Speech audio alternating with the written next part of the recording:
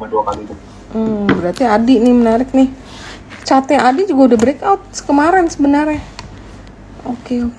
Jadi ada another katalis juga nih. Memang kalau teman-teman yang nggak tahu, biasa kalau right issue ada ketentuan tidak tertulis kayaknya ya, bahwa right issue BUMN tuh harus 1 kali book value. Jadi Adi ini ternyata masih 0,5 gitu. Jadi dia harus naik dulu mendekati 1 kali booknya dia, baru dia right-nya di sana. Waktu itu juga Bank apa ya, BNI waktu itu begitu loh. Ternyata tanpa minimal 1 kali minimal, bukan pasti. Iya, minimal sih. Kayak ketentuan nggak tertulis kan. Ini industrial estate, tunggu. WSBP kayaknya masih suspend, jadi ya kita juga susah kasih view kalau company masih. Nah, terus ada nanya nih, kalau Meta ada view nggak?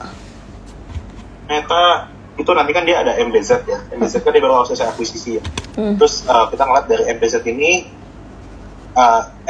kan dia nyumbang kalau revenue di Jasa Marga itu sekitar 12%. Terus sekarang kan MBZ-nya diambil 40% sama si Meta ya.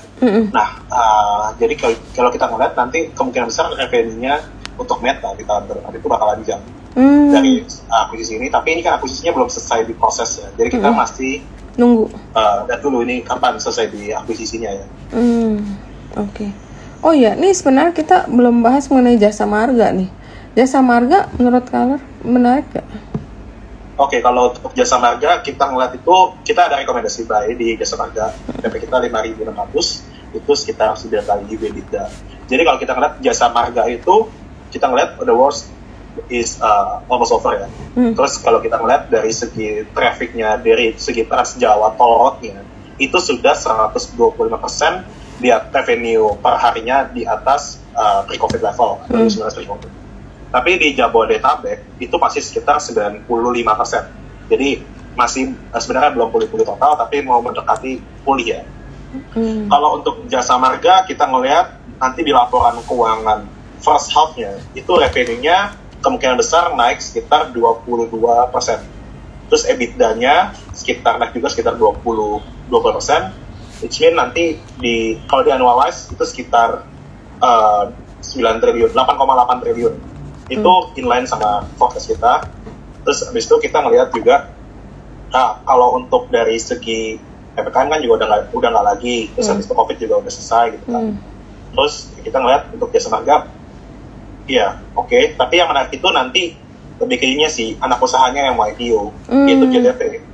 Kalau saya mungkin nunggu di situ ya, JTT ya. Soalnya JTT ini itu kan Jasa Marga kapan aset 13 toll road itu bagus semua.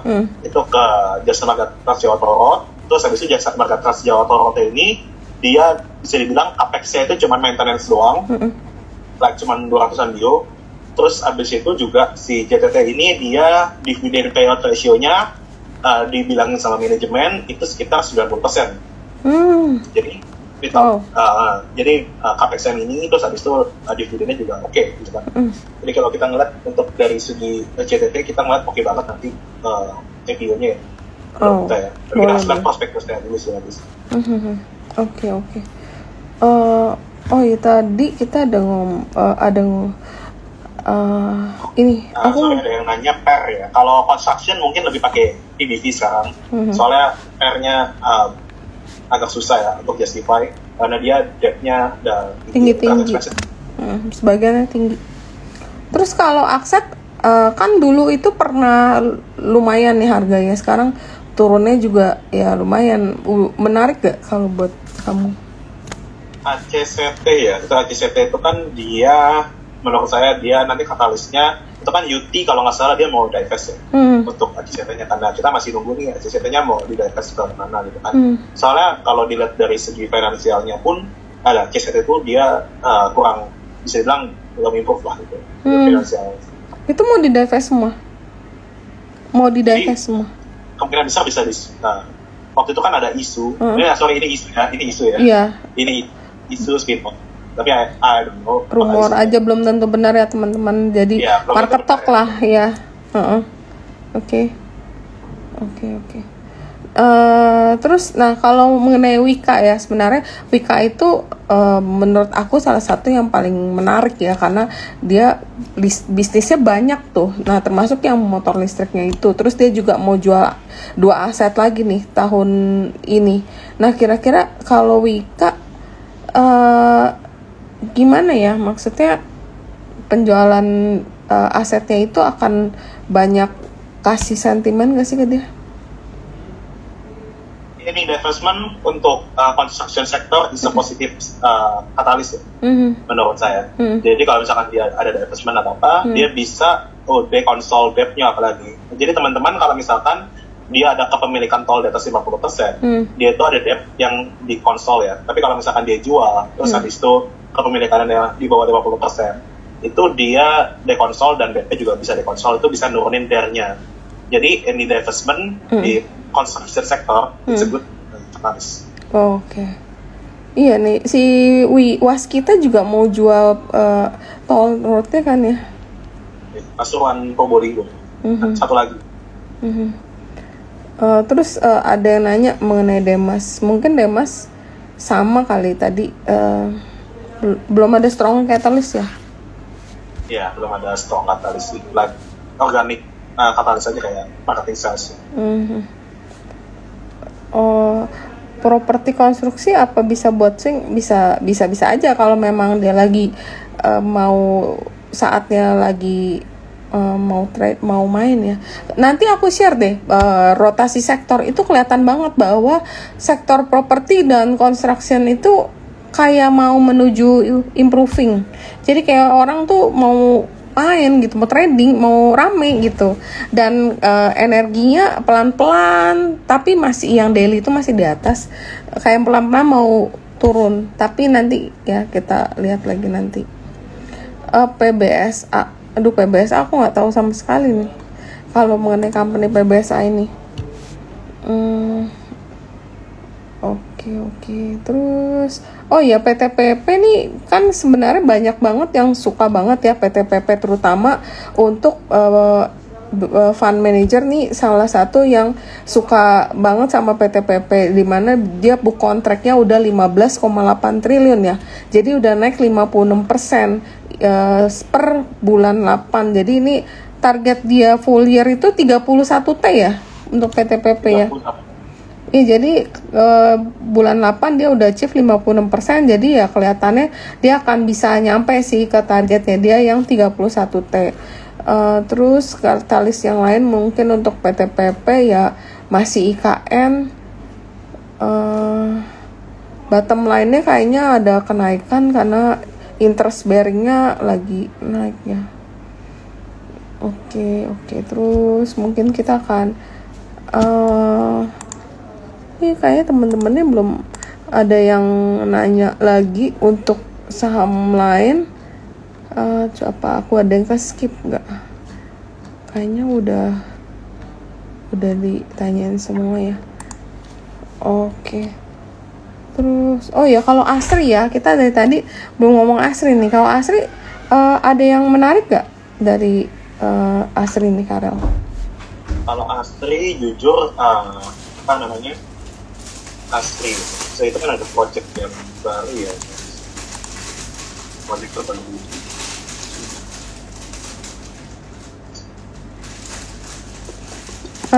Marketing salesnya juga ya mereka optimis akan achieve 3,5 triliun sih. Cuman Asri kalau Alpha stock ya, kalau di property sektor ya Asri bisa sih. Kemarin kan dia marketing sales udah nyampe 50% kalau misalnya. Iya 1,8 T misalnya marketing salesnya. Terus dia ada cluster baru, saya agak lupa namanya, tapi kemarin cluster Asta deh, Asta cluster Helios. Ada 3 proyek baru yang akan berlokasi di Suvana Sutra. Cluster Helios Prime, Asta, dan Ruko Asta Arcade. Asta Arcade dia ada ruko juga nih ternyata. Ya aku juga suka nih sama Asri nih, karena kalau jam nih naiknya tinggi banget nih. Kalau buat mungkin untuk trading swing ini biasanya cukup menarik. Cuman memang kalau ASRI itu tingkat utangnya lebih tinggi ya. DR-nya tinggi kan ini ya? Iya, DR-nya lumayan tinggi ya sebenarnya. Mungkin di sektor properti ini salah satu yang paling tinggi ya, Harap? Iya, benar. ASRI yang paling tinggi itu kan apa namanya, makanya ASRI lumayan besar diskonnya dibandingkan dengan yang lain. Oh iya, ngomong-ngomong tentang gosip ya, tapi ini gosip dan rumor, belum tentu benar ya, namanya juga market talk. MMLP itu kan ada berita waktu itu bahwa akan Provident itu akan masuk ya. Dan ada rumor lagi bahwa Provident juga akan membeli BES sama ASRI, tapi kayaknya ASRI itu most unlikely ya, atau hampir nggak mungkin ya. Tapi kalau BES itu masih ada potensi gitu, rumor itu mungkin aja bisa terjadi ya, kita nggak tahu. Tapi mungkin yang lebih mendekati kenyataan, potensi mendekati kenyataan MMLP ya, Karaf. Kalau MMLP kamu suka nggak? MMLP ya, dia dimasukin Provident nanti ke Palm ya. Iya, iya ada isu begitu ya. Bilangnya tapi udah mencapai kesepakatan ya. Jadi dia akan membeli 100% 100 juta saham MMLP. Tapi nanti mungkin ada penambahan kepemilikan kali. Nah, itu yang menarik, walaupun harganya sekarang turun lagi sih. Kemarin itu sempat sampai di atas 500, kencang banget ya. Jadi ini sebenarnya yang cukup menarik untuk beberapa, tapi memang lebih ke simpen karena merger akuisisi ini biasanya lama, takes time, dan nggak tahu jadi apa enggak, masih nunggu-nunggu. Oke, terus ini kayaknya udah Pani juga, Pani yang mungkin besar kan ada ya, ini juga sih market talk juga Pani ini. Pani kan nanti mau pindah sektor kan ke properti kan? Iya. Itu kalau pindah sektor bukan evaluasinya jadi mahal banget gak sih? Iya. Bisa PBV bisa 231 kali. Tapi ya nggak tahu NAV-nya berapa gitu loh. Sebenarnya detailnya belum belum jelas untuk Pani atau yang bakal masuk properti, yang masuk itu nanti mau masukin berapa land bank-nya. Tapi kalau kita ngelihat kan, ini kalau misalnya udah ada, saya hitung NAV. Ya NAV-nya belum tahu, tapi kalau misalnya aku ada ngobrol sama analis, kebetulan head of research di salah satu sekuritas. Aku nanya view-nya dia kalau Pani itu masuk ke sektor properti. Terus aku bingung kan, bukannya kalau sektor properti kayaknya jadi mahal deh. Terus menurut dia ya itu harusnya udah mahal banget karena PBV-nya bisa mencapai perkiraan dia ya. Ini hanya perkiraan dia sekitar 231 kali. Makanya kan banyak orang berargumen, oh nanti kan masuk peak 2. Terus aku pikir peak 2 ya kelihatannya sih besar, tapi kalau menurut aku kayak lebih gede, bukannya kayak BSDE atau Sumarekon yang memang, atau Ciputra yang memang land bank-nya tuh jauh lebih besar gak sih kalau kayak gitu? Sebenarnya kalau digabung sama tanah reklamasinya semua itu 10.000 hektar ya. Itu kan proyek pertama peak 2 itu kan sekitar 2.100 sampai 2.650 kan. Itu NAV-nya kalau kita hitung aja 2.600 kali land trust di sana itu kan sekitar 30-40 juta, kita anggaplah yang paling tinggi 80 juta. Jadi 40 juta. Tapi kita ngeliat lagi kepemilikan yang dipunya sama si Agung Sedayu. Dia masuk berapa ke Pani. Tapi nanti kita belum berani ngomong soalnya detailnya belum ada. Benar. Jadi menyebarkan. Iya, ntar di quote padahal kita kan belum tahu ya, maksudnya ini kan hanya perkiraan atau asumsi personal view aja, jadi ntar jangan di quote sebagai berita nih karena belum tahu gitu, maksudnya belum dapat detail, jadi agak susah untuk itu. Iya. Oh ya, ini ada yang nanya, aduh aku sih jujur aku kurang paham nih, emiten properti kecil seperti Kabak, kayaknya kita nggak, lu pernah lihat gak sih? Aku sih nggak pernah lihat nih. Kalau JRPT masih oke sih.